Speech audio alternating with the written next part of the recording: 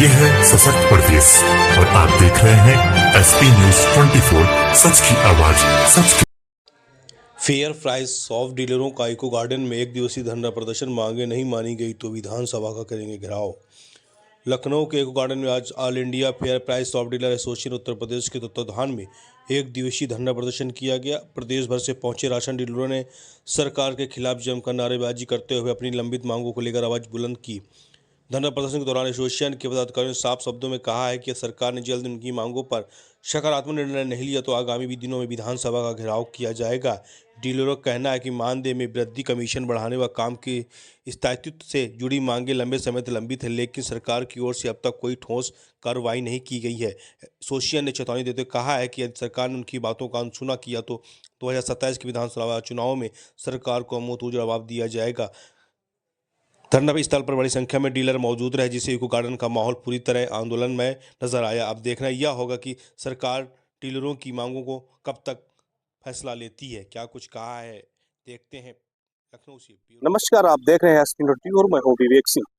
आज all India fair price soft association द्वारा एक धरना प्रदर्शन किया गया है, जहां पर कोटेदारों की मांग को लेकर लगातार प्रदर्शन किया जा रहा है। पूर्व पर भी अपनी मांगों को लेकर धरना प्रदर्शन कर रहे थे। इन्हीं खास मुद्दों के लिए आज हम बात करेंगे प्रदेश अध्यक्ष से, क्या कुछ कहा है कोटेदारों के लिए। और कोटेदार आज ऑल इंडिया फेयर प्राइस द्वारा धरना प्रदर्शन किया जा रहा है, क्या प्रमुखता मांगे हैं? धरना प्रदर्शन है, ये प्रदर्शन all India fair price dealer federation और उत्तर प्रदेश सस्ता गल्ला विक्रेता परिषद दोनों संगठन के संयुक्त से हो रहा है।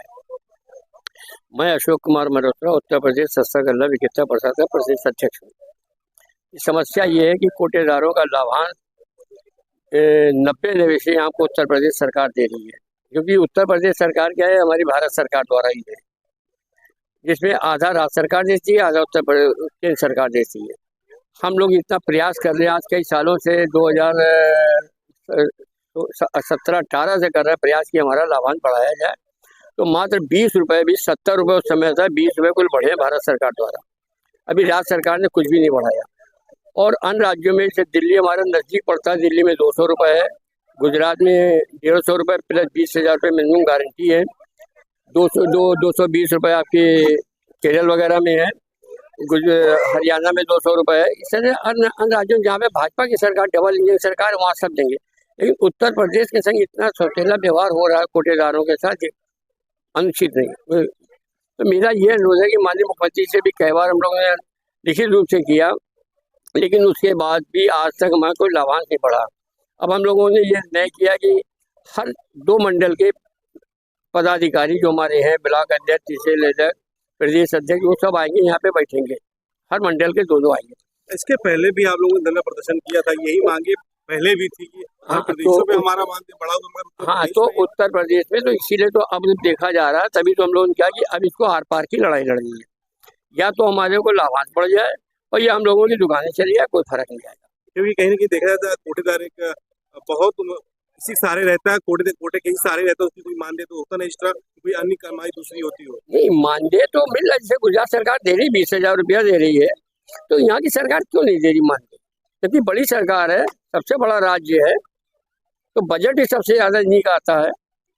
तो प्रमुखता क्या मांगे रहेगी, आगे कार्रवाई क्या रहेगी? हमारी ये है कि अभी तो हम लोग ये पूरे 18 मंडल है, 18 मंडलों के पहले बैठक करेंगे, तभी हमें सारे पदाधिकारियों को निर्णय लिया जाएगा। उसके बाद हम फिर कोटेदारों को बुलाएंगे सब, और अगर होगा तो विधानसभा का घेराव भी करने के जाएंगे, कर सकते हैं कोटेदार हमारे, और साथ ही साथ अगर नहीं होगा तो वितरण भी बाधित कर सकते हैं कोटेदार। क्योंकि देखा जाए कि आगामी विधानसभा चुनाव भी लगा 2027 में, और आज जो आए हुए लगभग कितने मंडलों से लोग आए हुए? आज तो हमारे यहाँ तो 2 मंडल के, गाजीपुर मंडल और आपका जनपद और मुरादाबाद मंडल।